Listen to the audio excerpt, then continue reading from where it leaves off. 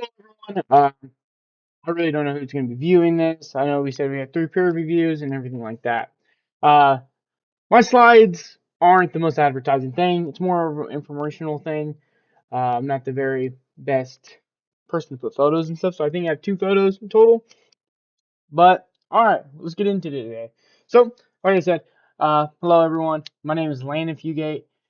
Today I'll be presenting my project, which is over cyber warfare, uh, the new battlefield of the digital age, which we are in currently. What is cyber warfare? Uh, we got our couple points right here. So, conflict carried out through digital attacks, targets, government infrastructural, military networks, no physical borders needed, stuff like that, right? Uh, it mainly just refers to hostile digital activities carried out by nation states.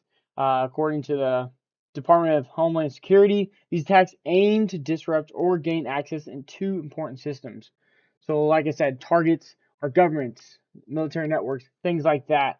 Uh, really, in any action in cyberspace meant to weaken another nation instead of soldiers or missiles, these conflicts can happen through computers and networks. If you really think about it, right, cyber warfare is also trying to cut off of like supplies. So if soldiers or what military members need to get to here or there, they don't know where to go because they can't get word from point A to point B. So how are they supposed to know where they go? They don't exactly, because that's where that cyber warfare is coming in hand to attack those military networks. Why cyber warfare matters today? Cyber warfare is very important today because it can happen anytime, anywhere. Nations rely heavily on digital systems. Uh, Honestly, as a person rely on your phone every day to call people and stuff. So those like power grids, hospital, banks, transportation, everything is very technology wise today. So yeah, you don't know it, but these happen every day and day. We went over it. People will try to fish people through email, stuff like that. These are technically cyber warfare because they're trying to get your information so they can disrupt anything going on. So the big 4 major types of cyber warfare: espionage, sabotage, influential operation, information manipulation. Espionage, stealing data. Sabotage, damage systems like power grids, nuclear facilities.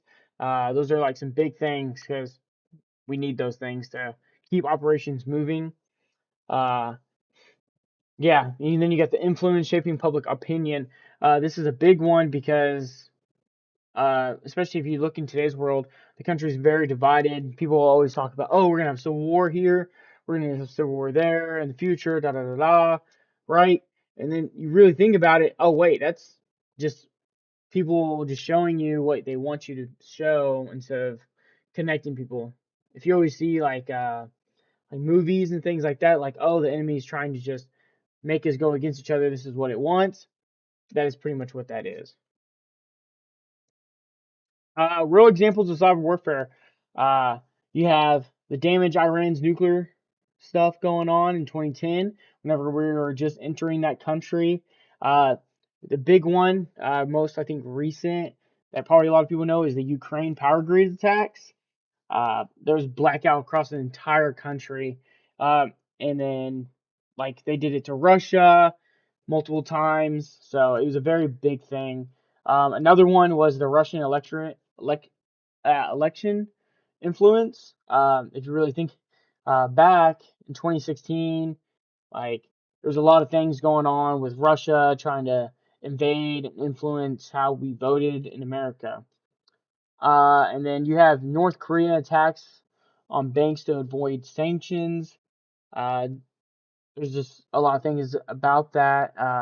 So you just got to really think about it. Yeah, North Korea was just trying to steal money, practically. This just shows how powerful digital attacks can really be. Politics behind cyber warfare. Uh, Big time increases during political tension, especially during our elections. Uh, the Russia versus Ukraine escalated attacks tied to conflict. Those politics would always keep going back and forth. Since they didn't like each other, you know what? They just kept attacking each other. Uh, then you have the China targets, plus corporations, North Korea targeting financial institutions like the banks, like last slide said. Cyber attacks follow national tragedy. There's just a lot of things that go into politics that you really don't see, even in TikTok and stuff like that. You might not think it's cyber warfare, but it really is. It's just trying to split people apart. Human factors still matter a big time. Many attacks start with stolen passwords or phishing, like we've talked in class and stuff. Uh, yeah, you just got to really think. People are the ones that are the mistake in all this, because hacking takes forever. Like stress, fatigue, just real poor security culture. Just saying, hey, just click on this thing because it says, oh, my package is late. Oh, I'm just gonna click on it, see where it's at, and bam, stuff could already be stolen from there. You don't even know. It's just a foot in the door, right? Uh, are cyber threats exaggerated? Sometimes, but sometimes not, right? Some experts say major cyber destruction is unlikely.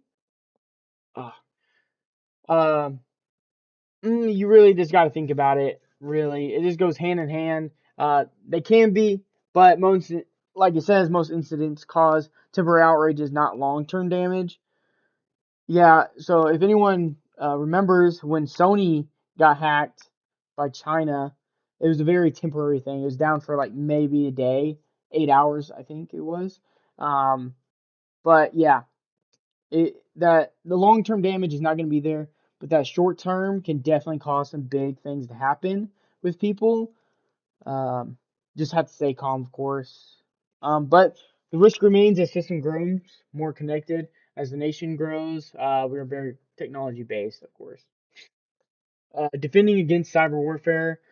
Uh, Strong policies, continuous training, right, with people saying, hey, like, oh, I can see that this is phishing. I can see that this is someone saying, hey, I just want your information and reporting that. National strategies and global cooperation, just people, countries working together and diffusing those things coming into the country. Uh, Making influential things from other countries. Stop putting on politicians because that just makes our mind say this or that about someone. Why cyber warfare matters for students. Future conflicts may be fought entirely online. Big time. Cybersecurity roles will be essential for national defense positions. Big time. If we're going into the future, there's a lot of uprises in countries and a lot of conflicts going between us, so that's going to definitely be a big role in our next war potentially. Hate to say it, but that is definitely a big thing going on right now. Conclusion: cyber warfare is now a central part of global. Everything with this is going hand in hand. You really just hate to see it, but it's going to be a big thing in our future. Uh, they're going to stop shooting at each other and just go for power grids, shutting down, going back into the old age. So this is definitely what is the future is going to lead on. And here are my references. Thank you.